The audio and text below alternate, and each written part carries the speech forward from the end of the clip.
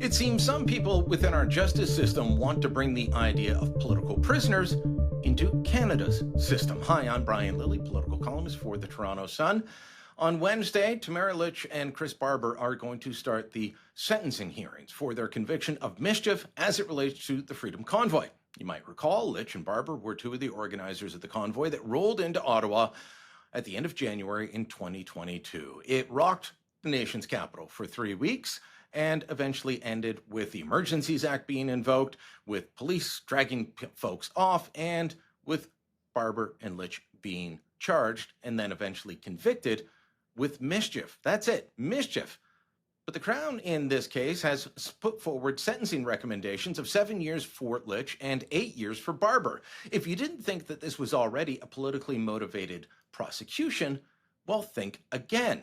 Now, I have to point out that nobody gets 7 and 8 years for mischief. This is a ridiculous request by the Crown Attorney's Office that wouldn't be going forward without the permission or perhaps even the encouragement, maybe the demand of Crown Attorney Dallas Mack.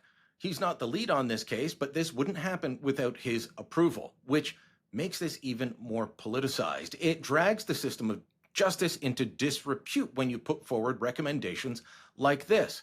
Let's hope that Justice Heather Perkins McVeigh, the woman who oversaw the trial and said, no, they're not really guilty of these other crimes, just mischief, looks forward and says, no, that's a ridiculous sentencing recommendation. You can loathe the Freedom Convoy all you want, but we can't have a justice system where sentences are handed out based on anger.